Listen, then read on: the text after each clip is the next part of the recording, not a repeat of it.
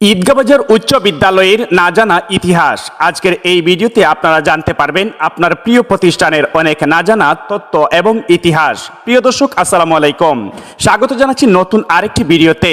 আশা করি আপনারা সবাই ভালো আছেন। চলুন শুরু করে নেওয়া যাক আপনাদের প্রিয় প্রতিষ্ঠান ঈদগাঁও উচ্চ বিদ্যালয়ের কিছু না জানা তথ্য আজকের এই ভিডিও বার্তা থেকে জানতে পারবেন।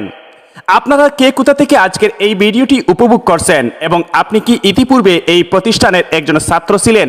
যদি ছাত্র হয়ে থাকেন, কোন জায়গা থেকে আজকের ভিডিওটি দেখছেন এবং এই প্রতিষ্ঠান ঘিরে আপনার জীবনের কোন স্মৃতিটি মনে পড়ে গেল আপনার প্রিয় প্রতিষ্ঠানের ভিডিও চিত্র দেখে জানিয়ে দিতে পারেন কমেন্ট বক্সে। আপনার ছোট্ট একটি কমেন্ট আমাদেরকে অনুপ্রেরণা যোগায়। তাহলে চলুন শুরু করা যাক এবং জেনে নেওয়া যাক আপনার প্রিয় প্রতিষ্ঠানের অনেক না জানা ইতিহাস। 90 দশকের প্রথম দিকে সিলেট জেলার জকিগঞ্জ উপজেলার 4 নং খোলাছড়া ইউনিয়নের অন্তর্গত ঈদগাঁও এলাকায় একটি মাধ্যমিক বিদ্যালয় স্থাপনের উদ্দেশ্যে অত্র এলাকার বিশিষ্ট ব্যক্তিবর্গ মিলে প্রথমে আলাপ আলোচনা করেন। অতঃপর 15 ডিসেম্বর 1984 সনে এলাকার সর্বসাধারণকে নিয়ে তৎকালীন খোলাছড়া ইউনিয়নের চেয়ারম্যান জনাব মোহাম্মদ আসহাবউদ্দিন আহমদের ডাকে এলাকার বিশিষ্ট মুরব্বিয়ান লোহারমহল গ্রামের জনাব আব্দুল মুক্তাদির সাহেবের বাড়িতে তার সভাপতিত্বে এক সাধারণ সভা অনুষ্ঠিত হয়। উক্ত সভায় স্থানীয় ঈদগাঁও সংলগ্ন একটি মাধ্যমিক বিদ্যালয় স্থাপনের সর্বসম্মত সিদ্ধান্ত গৃহীত হয়। এতে এলাকার বিশিষ্ট ব্যক্তিবর্গ উপস্থিত ছিলেন।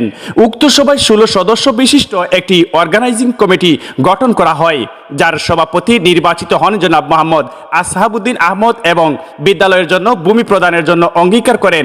পরবর্তীতে দান করে দেন জনাব আলহাজ আব্দুল খালেক।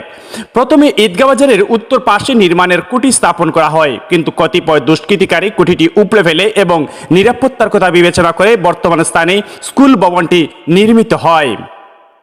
1.68 থেকে বর্তমানে 1.92 একর ভূমিতে বর্তমান বিদ্যালয়ের আয়তন এসে দাঁড়িয়েছে। পিছিয়ে পড়া অত্র এলাকার শিক্ষা এগিয়ে নিতে বিদ্যালয়টি অনন্য অবদান রেখেই চলেছে। ভবিষ্যতে কারিগরি শাখা খোলা এবং কলেজ পর্যায়ে বিদ্যালয়টিকে উন্নীত করার ব্যাপারে প্রচেষ্টা অব্যাহত রয়েছে। বিদ্যালয়ের প্রতিষ্ঠাকালীন প্রধান শিক্ষক হিসেবে দায়িত্ব পালন করেন MLA জনাব মোহাম্মদ আব্দুল লতিফ, যিনি একাধারে ব্রিটিশ, ভারত, পাকিস্তান ও বাংলাদেশের MLA ছিলেন।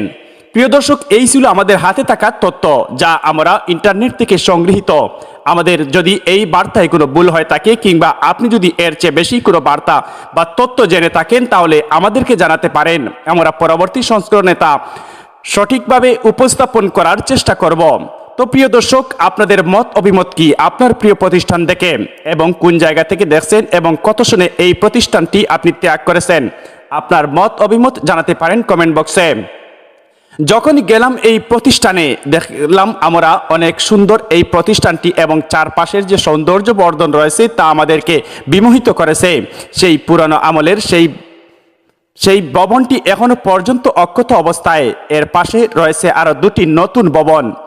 শিক্ষার মান উন্নয়ন এবং চারপাশের সৌন্দর্যে এক অবদান রাখছে এই প্রতিষ্ঠানটি। বিশেষ করে জকিগঞ্জের এই অবহেলিত এলাকার জন্য শিক্ষা ব্যবস্থায় অনন্য ভূমিকা পালন করছে এই প্রতিষ্ঠানটি।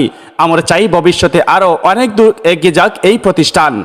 তো প্রিয় দর্শক, এই ছিল আজকে আপনাদের প্রিয় প্রতিষ্ঠান জকিগঞ্জের খোলাছড়া ইউনিয়নের ঈদগাঁও উচ্চ বিদ্যালয়ের অনেক না জানা ইতিহাস। তবে আমাদের এই তথ্যের মধ্যে যদি কোনো ঘাটতি থাকে কিংবা আমাদের জানার বাইরে কোনো তথ্য থাকে এবং আপনার জানা থাকে, তাহলে আমাদেরকে জানিয়ে দিবেন কমেন্ট বক্সে। আমরা পরবর্তী সংস্করণে তা সঠিকভাবে আপনাদের সামনে উপস্থাপন করার চেষ্টা করব। কোন জায়গা থেকে দেখলেন এবং কেমন লাগলো আজকের এই বার্তাটুকু এবং কতদিন পর আপনার প্রিয় প্রতিষ্ঠান দেখতে পেলেন, আমাদের জার্নি লাইভ ফেসবুক পেজে আপনার মত অভিমত জানাবেন। ধন্যবাদ জানাচ্ছি এতক্ষণ দেশ তথা প্রবাস থেকে যারা আমাদের আজকের এই ভিডিওটি উপভোগ করলেন। আপনার মতামত জানাবেন। পরবর্তী ভিডিও দেখার আমন্ত্রণ জানিয়ে এই মুহূর্তে আপনাদের কাছ থেকে বিদায় নিচ্ছি। সবাই ভালো থাকবেন। আল্লাহ হাফেজ।